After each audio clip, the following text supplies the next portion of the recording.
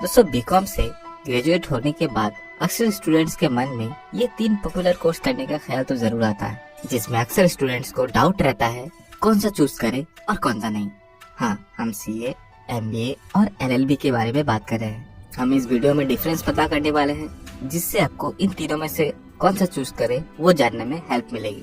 आप इस वीडियो को कंपैरिजन वीडियो नहीं कह सकते, क्योंकि इन तीनों कोर्सेज में कोई कंपैरिजन नहीं बैठता। वैसे मेरे एक सब्सक्राइबर ने मुझे पूछा था, तो मैंने सोचा कि इस पर वीडियो बना ही देते हैं। तो इसीलिए आज के इस वीडियो में हम यही डिस्कस करेंगे कि बीकॉम के बाद सीए, एमबीए और एलएलबी में से कौन सा कोर्स हमें एज ए करियर चूज करना चाहिए।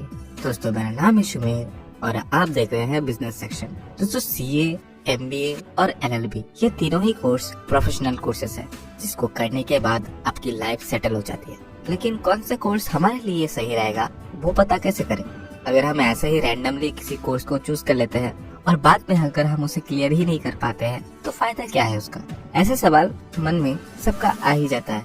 और उस पर भी जब आपके आसपास के लोग बोलते हैं चार्टर्ड अकाउंटेंसी कोर्स करना बहुत डिफिकल्ट होता है, ये सारे एक्सपीरियंस तो 10 सालों से लगे पड़े हैं पर उनका निकल ही नहीं रहा, उनका अभी तक कंप्लीट नहीं हुआ। ये सुनने के बाद गला तो ऑटोमेटिकली सूखता ही है, सेल्फ डाउट होने लगता है। और अगर एमबीए करना चाहोगे तो बोलेंगे उसमें कैट क्लियर करना पड़ता है, बहुत टफ होता है।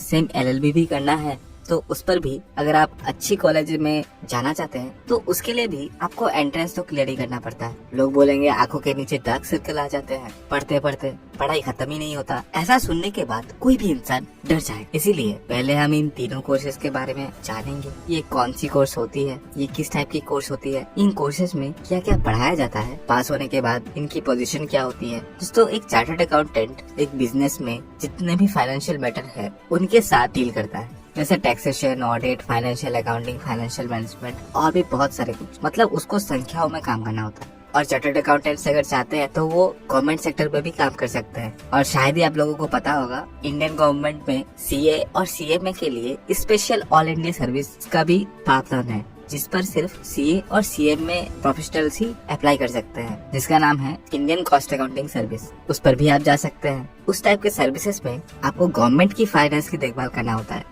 रेगुलर ऑडिटिंग, कॉर्पोरेट्स की फाइनेंशियल्स चेक करना होता है। इंडस्ट्री को स्मूथली रन करना है तो उसके पीछे सीए का बहुत बड़ा रोल होता है। सीए की जरूरत छोटे शॉप से लेकर मल्टीनेशनल कंपनी तक हर जगह जरूरत होता है। As a tax planner, financial planner, audit, teacher, investor, investment manager और भी बहुत कुछ। मतलब अगर सीए क्या क्या करता है वो अगर बताने जाएंगे तो एक पूरा वीडियो बन सकता है। वैसे भी हमने पूरा एक वीडियो बनाकर रखा है, वो आप डिस्क्रिप्शन में से देख सकते हैं। वही एमबीए की बात करें तो एमबीएस एक बिजनेस को कैसे सक्सेसफुली चलाना है ये उनसे अच्छा कोई नहीं जानता, क्योंकि एमबीए एक मैनेजमेंट और मार्केटिंग फोकस्ड एकेडमिक डिग्री है। जो पर्सन एमबीए करता है उनको देखने से आपको पता चल जाएगा यार बंदे ने एमबीए कर रखा है। उनका ड्रेसिंग सेंस अच्छा होता है, उनका communication technique, business dealing technique बहुत ही शानदार होता है, क्योंकि वो वही सीखते हैं अपने एमबीए कोर्सेज के दौरान। उसके अलावा अगर आप एमबीए करते हैं तो आपको न्यू स्टार्टअप कैसे शुरू करना है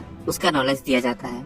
साथ ही साथ एक प्रोफेशनल नेटवर्क कैसे ग्रो करना है वो सिखाया जाता है, जहां आपको एक लीडर की तरह काम करना सिखाया जाता है। एक एमबीए कंपनी की बिजनेस स्ट्रेटेजी को संभालता है, operation management, marketing management, financial advisor के तौर पर भी काम करता है। उसके अलावा एलएलबी की बात करें तो एलएलबी एक प्रोफेशनल डिग्री ही है जो आपको लॉ के फील्ड में दिया जाता है, जिसको पास करने के बाद आप एक लॉयर बन जाते हैं, जहां आपको कानून की लीगल प्रोसीजर के बारे में सिखाया जाता है। ये डिग्री हेल्प करती है logical, analytical and critical legal affairs को समझने में, ताकि आप इस स्किल को यूज करके सोसाइटी के सोशल एंड लीगल इश्यूज को सॉल्व कर पाए।